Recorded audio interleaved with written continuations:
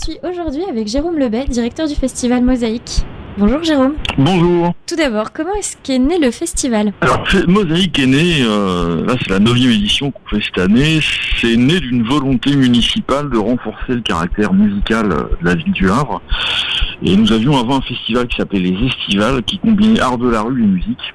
Et pour une meilleure lisibilité, pour un développement de l'offre culturelle estivale, il nous a été demandé d'écrire un projet de festival.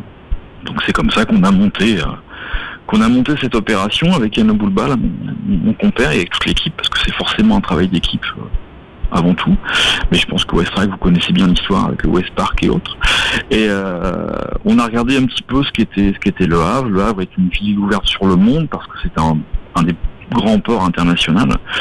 C'est un port par lequel les cultures sont arrivées en France et en Europe. C'est aussi un port par lequel de nombreux Havrais et Européens ont quitté le vieux continent pour aller vers le nouveau continent, et le monde en général. Et c'est un petit peu cette histoire-là qu'on a voulu raconter à travers le festival Mosaïque. C'est pour ça qu'on l'appelle Festival de musique des mondes, et pas de musique du monde. Ça, c'est notre petit amusement, puisque ce qui nous intéresse, c'est de retravailler les mondes du blues, les mondes du jazz, et les mondes de la musique italienne cette année encore, et d'avoir toujours des artistes qui viennent évidemment des quatre coins de la planète, mais qui ont une dimension très très ouverte au niveau de leur culture, pas forcément que dans un enseignement ou une pratique absolument traditionnelle de la musique.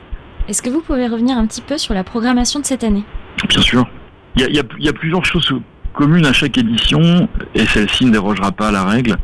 Ça fait plusieurs années qu'on commence par une soirée thématique. Et cette année, la soirée thématique, elle va être en honneur de l'Italie, contrairement à l'an dernier où c'était en honneur de l'Afrique. Et pour ça, on va avoir deux groupes d'exception, dont Vinicio Capossela, qui est un artiste extrêmement connu en Italie, assez peu en France malheureusement, qui est une forme de troubadour musical italien. Ça, c'est une véritable pépite. Et après, sur la programmation, que vous dire ? Alors, évidemment, on est content. On va avoir des voix émergentes comme Kimber Rose qui tournent dans tous les plus grands festivals de France cette année. Une véritable petite pépite qu'on a réussi à signer le jeudi soir. Mais on a aussi des voix magnifiques entre le blues et le jazz, comme des femmes extraordinaires comme Angie Wells. On a du blues international avec Popa Chubby qui revient pour la 3e fois au Havre, et ça va être superbe. On a un des papes de la soul, c'est Monsieur Don Bryan. Don Bryan, pour une ordre d'idée, ça a été le sideman. Il a écrit pour les plus grands compositeurs, les plus grands artistes de la soul. C'est un des derniers arrangeurs de la Motown au niveau des studios mythiques. Donc ça, c'est un véritable honneur que d'avoir ce monsieur-là. Qui d'autre Fred Wesley, qu'on aura le lendemain, qui est un tromboniste, qui est un des premiers à travailler l'accent entre le jazz et la funk.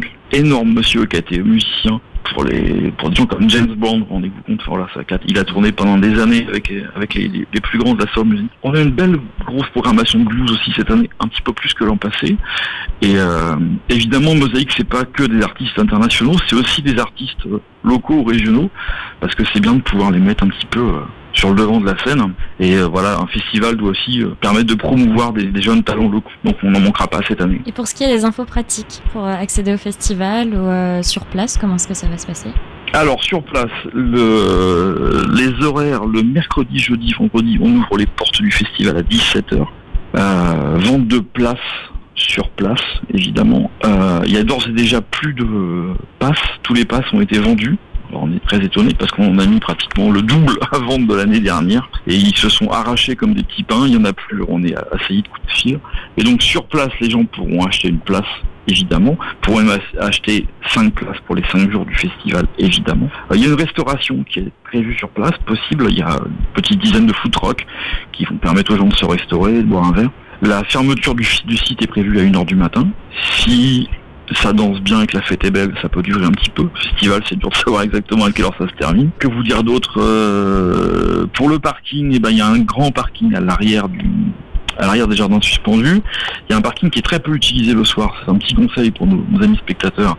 Mais c'est le parking du Carrefour Market, qui est situé à Senlis, où là il y a énormément de place, on peut se garer, c'est vraiment pas loin à pied. Et tous les gens qui habitent en ville haute, sans Vic, etc., on conseille évidemment les modes doux, le vélo, venir à pied, un roulette s'ils veulent. Voilà, c'est quand même plus facile, mais il n'y a pas vraiment de problème de stationnement sur le site. Les gens peuvent amener leur pique-nique aussi, Voilà. On fournit les couverts en plastique parce on interdit les couverts en métal, évidemment, sur le site. Après, l'entrée, c'est 10 € par jour, entre 5 et 10 concerts selon les jours. Et c'est 5 € pour les étudiants et les demandeurs d'emploi. Voilà, donc on garde une politique tarifaire quand même très très abordable pour permettre au plus grand nombre de venir profiter de cette programmation. Alors il y aura des billets en vente sur le site, mais est-ce qu'il y a des billets en vente avant l'événement ? Ah oui, tout à fait.